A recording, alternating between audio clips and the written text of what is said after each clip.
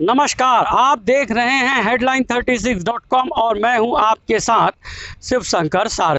छत्तीसगढ़ सरकार गोधन न्याय योजना को लेकर अपना खुद का गुणगान करने के काम में लगी हुई है। ऐसे में कांग्रेस के कार्यकर्ताओं ने इसे विश्व की सबसे अच्छी योजना करार देना शुरू कर दिया है। ऐसा करने वालों में महापौर रह चुकी किरणमयी नायक का नाम भी है। किरणमयी नायक ने सोशल साइट्स पर यह लिखा है कि छत्तीसगढ़ सरकार की गोबर खरीद योजना विश्व की सबसे कल्याणकारी योजना है।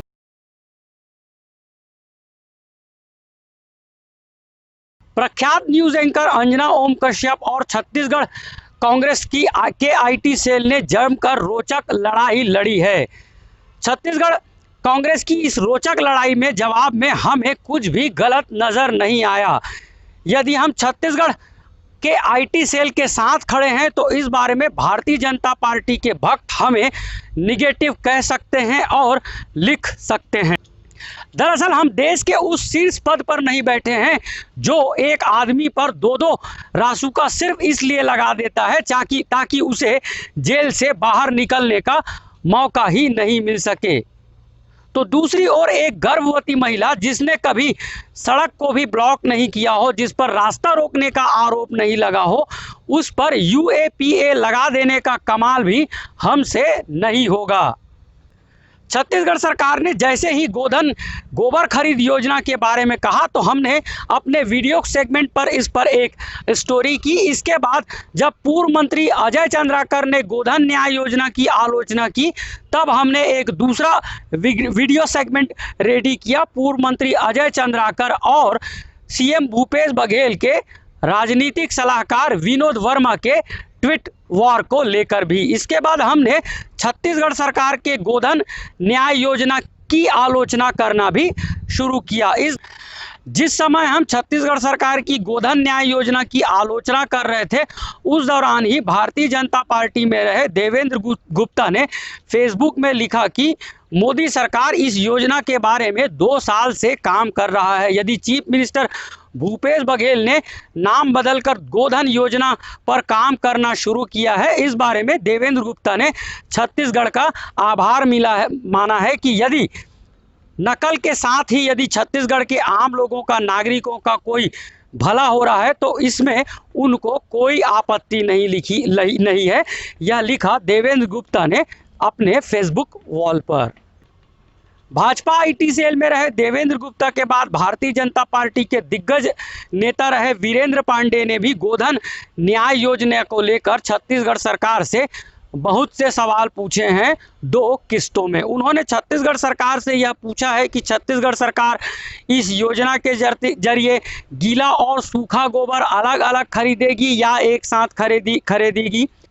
पशुपालकों को जो पशुपालक गोबर बेचेंगे उसका भुगतान किस्तों में होगा या पैसे सीधे अकाउंट में आ जाएंगे। गोबर की गुणवत्ता और नमी भी नापेगी क्या छत्तीसगढ़ सरकार?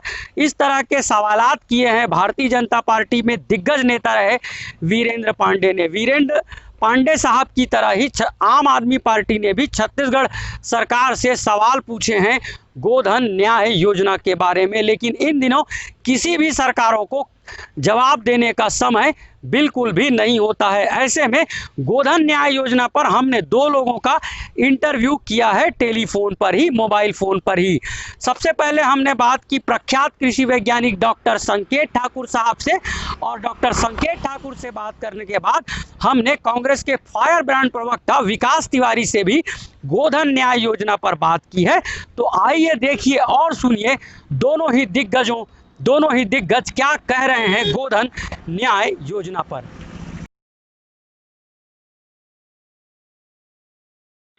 सर, गोधन न्याय योजना में फिलहाल जितनी जानकारियां आई हैं उस बारे में फर्स्टली आपका रिएक्शन क्या है बतौर कृषि वैज्ञानिक? देखिए, अब तक गाय का जो एक महत्वपूर्ण उत्पाद है गोबर जी, उस पर देखा जाए तो किसी भी सरकार ने गंभीरता से ध्यान नहीं दिया था। ये पहली बार हुआ है कि कोई सरकार आई है राज्य में और शायद ये देश की पहली सरकार होगी जिसने गोबर को इतना महत्व दिया है। तो ये निश्चित रूप से एक स्वागत योग्य कदम है और मैं समझता हूँ कि अब जो गौ आधारित कृषि अर्थव्यवस्था जो हमारी पारंपरिक अर्थव्यवस्था रही है उसके साथ कुछ न्याय होता नजर आ रहा है। पहली बात तो यह है। दूसरी बात यह है कि 2 रुपए किलो गोबर एक अच्छा रेट है, मुझे ऐसा लगता है, और इससे आगे भी संभावना बन सकती है कि कुछ रेट बढ़ जाए। और निश्चित रूप से सब कुछ निर्भर करता है कि सरकार इसको किस तरह से इस योजना को अमली जामा पहनाती है, क्योंकि अभी तक तो घोषणाएं हुई हैं और आज की बैठक से मुझे ऐसा प्रतीत हो रहा है कि जहाँ गौठान बने हैं वहाँ समितियां बनी हैं और इन्हीं समितियों के माध्यम से खरीदी होगी। इसका मतलब कहीं ऐसा तो नहीं कि बाकी गाँव में जहाँ गौठान नहीं बन पाया है, नरवा गरवा घुरवा बाड़ी की तरह की तर्ज पे, तो कहीं ऐसा तो नहीं कि बाकी जगह गोबर की खरीदी नहीं हो पाएगी। ये एक बड़ा प्रश्न चिन्ह मेरे दिमाग में आ रहा है, क्योंकि मैं लगातार देख रहा हूँ कि ये बातें कही जा रही है कि गोबर की खरीदी गौठान समिति करेगी और गौठान समिति वर्मी कंपोस्ट बनाकर बेचेगी। तो जिन गाँव में गौठान नहीं है वहाँ पे क्या होगा, इस पे स्पष्टता होना बाकी है। सर मैं थोड़ा आपको ब्रीफ कर देता हूँ। दरअसल 2800 जो गोठान है वो रेडी हैं और टोटल 5000 गोठानों में इसकी खरीदी जाने की तैयारियां हैं। छत्तीसगढ़ सरकार का यह मानना है कि चीफ मिनिस्टर भूपेश बघेल की ऑफिशियल पीसी के आधार पर मैं आपके सामने यह बात रख रहा हूं। चीफ मिनिस्टर भूपेश बघेल ने एक प्रेस कॉन्फ्रेंस के दौरान यह बताया कि 2800 गोठान रेडी पोजीशन में है, जहां हम 20 जुलाई से शुरू कर सकेंगे, हरेली के दिन से। और बाकी के जो लगभग 2200 गोठान है वो जैसे ही रेडी हो जाएंगे, हो सकता है वो उसमें 6 महीना लगे और हो सकता है 1 साल लगे। तो छत्तीसगढ़ सरकार 5000 गोठानों के जरिए सबसे पहले गोबर की खरीदी शुरू करेगी। अच्छा, अब इसमें एक और चीज आपको ध्यान देना होगा जी कि छत्तीसगढ़ ग्राम पंचायत की जो संख्या है वो 9000 से अधिक है। ठीक है। ठीक, और गांव की कुल संख्या लगभग 19500 है जी। तो इसका मतलब है कि सभी गांवों में योजना नहीं आ रही है। अगर मैं आपकी बात पे ध्यान दूं तो 5000 की तैयारी सरकार की, तो बाकी लगभग 4500 गाँव की क्या स्थिति होना है, इस पर स्पष्टता होना बाकी है। ये बहुत महत्वपूर्ण मैं कह रहा हूँ, क्योंकि क्या हो रहा है, ऐसा लगता है कि पूरे प्रदेश में लागू हो रही योजना, बट ऐसा हकीकत में नहीं है। तो इसको हकीकत में सभी गांवों तक पहुंचाने की जरूरत है। इसलिए मैं कह रहा हूँ कि समिति के माध्यम से खरीदी इस सरकार ने एक पैच बना दी है। इस पैच के चलते छत्तीसगढ़ के बहुत सारे गांव इस योजना का लाभ शायद नहीं ले पाएंगे, ऐसा मुझे लग रहा है। जी ठीक है जी। संदेश सर, मैं बहुत, आप कुछ कहना चाह रहे हैं तो आप बोलें, नहीं तो मैं सवाल। मैं एक और बात इसमें जोड़ना चाहता हूँ। बोले सर। कि पारंपरिक रूप से आप देखेंगे छत्तीसगढ़ में गोबर का दुरुपयोग कर रहा है जी। गोबर से गोबर का छेना बनता है, कंडा बनता रहा है, या गोबर की खाद बनती रही है। अभी मुझे ऐसा लगता है कि सरकार को एक और उपयोग पे ध्यान देना जरूरी था, जब इतना बढ़िया काम करने में चले गए हैं। और वो योजना है कि गोबर से गोबर गैस बनता है और गोबर गैस प्लांट से जो स्लरी निकलती है वो अपने आप में बहुत अच्छा खाद होता है। तो गोबर से जो दोहरा लाभ होता है गैस के रूप में और स्लरी खाद के रूप में, उससे हम शायद वंचित हो जाएंगे अगर सीधे सीधे गोबर से वर्मी कंपोस्ट बनाएंगे। तो यह एक चीज मुझे लगती है कि इस पे सरकार को थोड़ा ध्यान देना चाहिए था।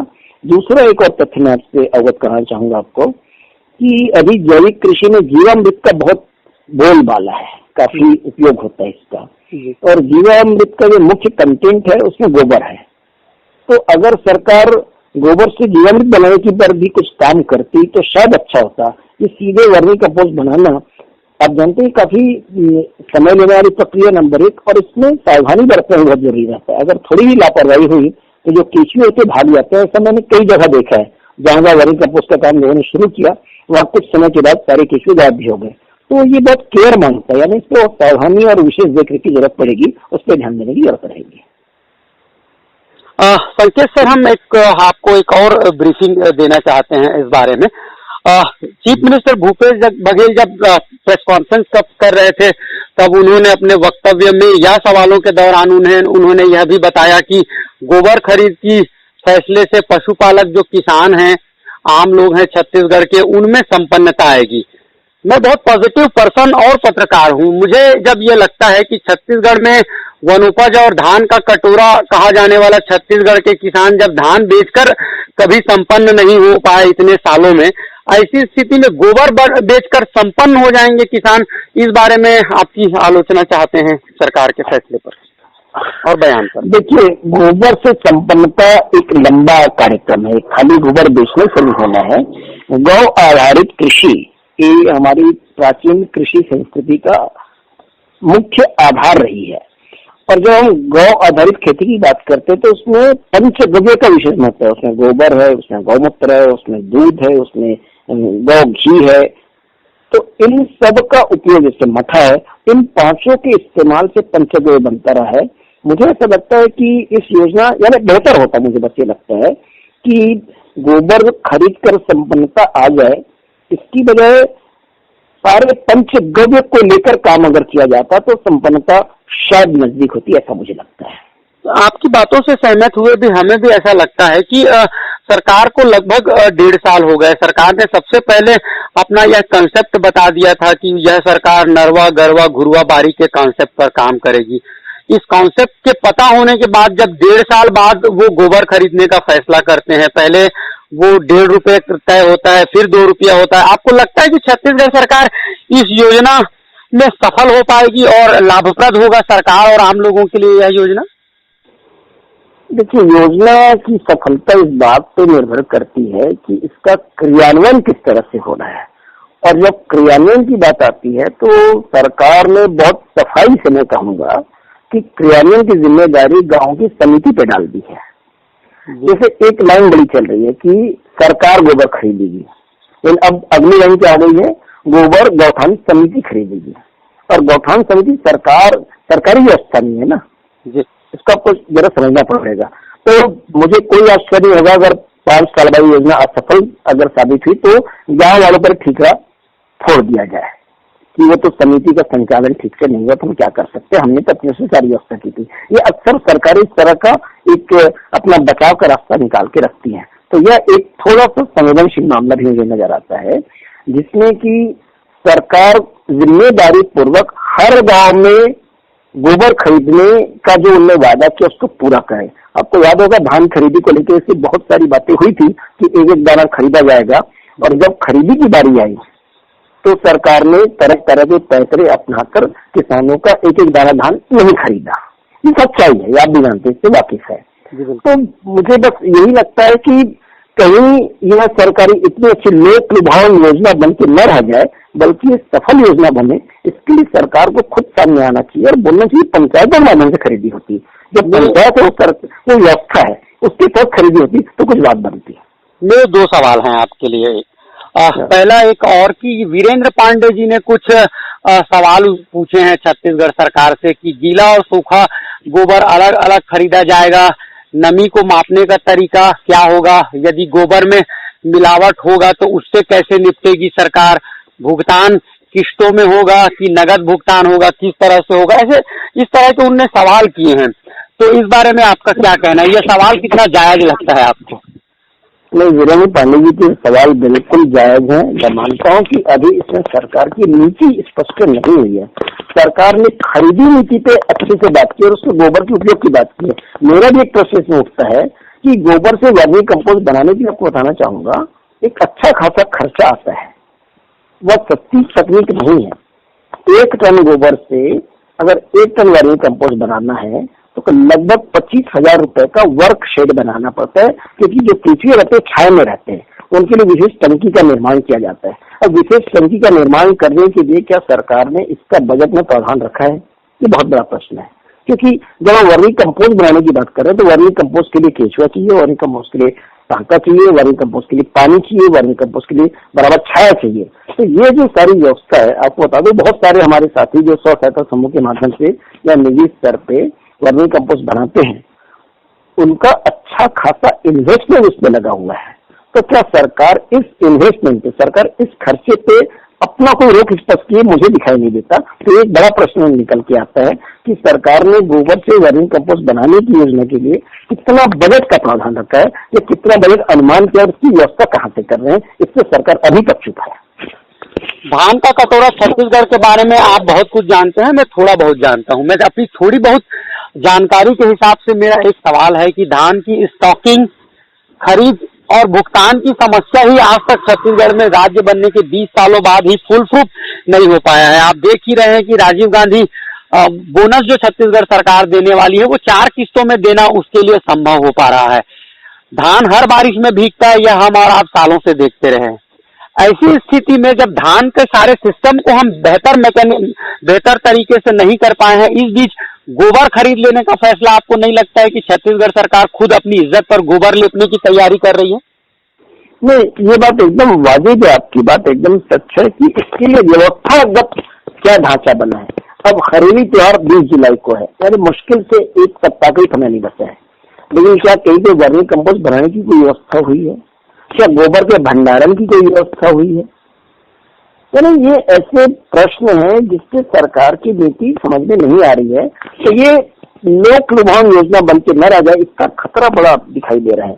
मुझे तो ऐसा लगता है कि सरकार आज मुझे बड़ी उम्मीद थी कि माननीय मुख्यमंत्री जी अपने प्रेस कॉन्फ्रेंस में पूरी योजना के बारे में विस्तार से जानकारी देंगे, क्योंकि सारी चर्चा इस बात पे टिक रह गई कि यह एक संपन्नता का कार्यक्रम है और 1.5 रुपए के स्थान में 2 रुपए किलो में खरीदी करने जा रहा है। तो मुझे लगता है कि सरकार को विस्तृत कार्य योजना सामने लाना चाहिए, उसको लाकर काम करना चाहिए। नहीं कि बहुत बड़ा खतरा है कि धान खरीदने में अफरा तफरी मची थी, वैसे कहीं गोबर खरीदी में अफरा तफरी न मच जाए, इसका खतरा दिखाई देता है।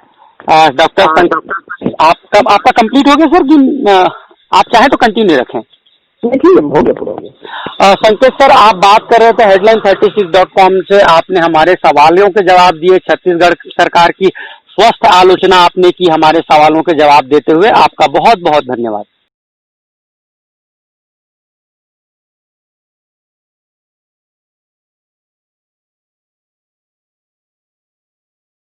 हमने देखा कि आपने माथे पर तिलक लगाकर छत्तीसगढ़ सरकार के फैसले का स्वागत किया है, तो इस बारे में हम ब्रीफिंग चाहते हैं कि राज्य को फायदा क्या होगा जब छत्तीसगढ़ सरकार ने गोधन न्याय योजना को शुरू किया है। सनातन धर्म में गौ माताओं को 33 कोटि देवी देवताओं का वास बताया गया है और गोबर में लक्ष्मी जी का वास जो सनातन धर्म में, हिंदू धर्म में बताया गया है। छत्तीसगढ़ राज्य मुख्यतः कृषि प्रधान राज्य है और आदि गांव में रहती है। जब गोधन न्याय योजना जिसमें सरकार 2 रुपये प्रति किलो गोबर खरीदने की बात की, और आपको मैं बताना चाहूंगा आपके चैनल के माध्यम से, गोबर जो सकेलने का काम या गोबर बीनने का काम ये गांव में सबसे गरीब तबके के लोग जिनके पास आय नहीं रहती उन लोग करते हैं। गोबर का उपयोग प्रदेश सरकार ने खाद बनाने के लिए, वर्मी कंपोस्ट खाद बनाने के लिए किया है और इससे प्रदेश को जहरीले रासायनिक खादों से भी मुक्ति मिलेगी। हमारा पशुधन को जहरीले रासायनिक खादों से मुक्ति मिलेगा।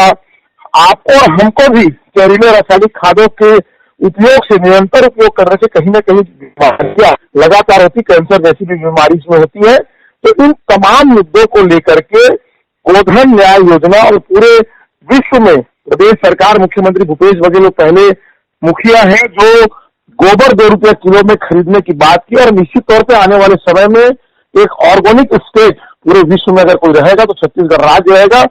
इस बात को लेकर के भारतीय जनता पार्टी के पूर्व मुख्यमंत्री डॉक्टर रमन सिंह, पूर्व मंत्री अजय चंद्राकर लगातार उलाहनाएं दे रहे थे, मौके उड़ा रहे थे। तो गोबर का तिलक दिवाली के समय में और त्योहारों के समय प्रदेश के किसान और जो प्रदेश के वासी हैं वो लगाते हैं।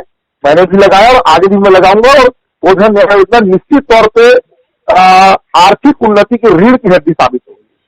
कोई ब्लूप्रिंट नजर नहीं आ रहा, लेकिन हमें सरकार ने योजना तो शुरू कर दी है, लेकिन ये फायदेमंद होगा राज्य के लिए, राज्य के राजकोष के लिए और आम लोगों के लिए, ऐसा नजर नहीं आ रहा है। भारतीय जनता पार्टी के समय या मैं कहीं केंद्र सरकार में सैकड़ों योजनाएं बनाई, सप्ताह में वो योजना बनाते हैं, हर सप्ताह योजना मक्खी पलित हो जाता है, फिर वो दूसरे प्रकार की राजनीति चालू कर देते हैं। उसी प्रकार डॉक्टर रमन सिंह भी यही कृत्य किया करते थे, लेकिन मुख्यमंत्री भूपेश बघेल जो स्वयं एक किसान है, वह किसान पुत्र है, तो उनको किसानों का मर्म मालूम है, गोधन का मर्म मालूम है। अभी ये योजना की शुरुआत हुई है अपने प्रारंभिक चरण पे, निश्चित तौर पर इसकी मॉनिटरिंग होगी और आने वाले समय में मैं कह सकता हूँ मुख्यमंत्री भूपेश बघेल जिस प्रकार से शासन चला रहे हैं, जिस प्रकार से शासन कर रहे हैं, एक ईमानदार छवि उनकी जो पूरे देश और विदेश में बनी है, ये योजना न केवल सफल होगी, इसके चलते किसानों को और गरीब लोगों को और आम लोगों को भी इससे बहुत फायदा होगा। अभी आप हमें दे रहे इंटरव्यू के दौरान बता रहे थे कि वर्मी कंपोस्ट बनाया गया है। वर्मी कंपोस्ट बनाने की प्रक्रिया के बारे में हमें थोड़ा बहुत पता है। हम उम्मीद करें कि साल 6 महीने में एक ईंट डलेगी वर्मी कंपोस्ट बनाने के लिए, कोई शेड बनेगा। देखिए, वर्मी कंपोस्ट खाद बनाना एक वैज्ञानिक पद्धति है। इसके बारे में विस्तार से तो कृषि विशेषज्ञ या उस विधा के विशेषज्ञ ही बता पाएंगे। मुझे जो जितना मैं जानकारी मुझे है कि गोबर से उसको एक स्थान पे एकत्रित करके उसमें कुछ रासायनिक जो एक गाय की सींग की पद्धति होती है जो बिल्कुल रसायन मुक्त होती है, इसमें उसको मिला करके और तमाम तरीकों से, प्राकृतिक तरीके से उसे फड़ा करके वर्मी कंपोस्ट खाद बनाया जाता है।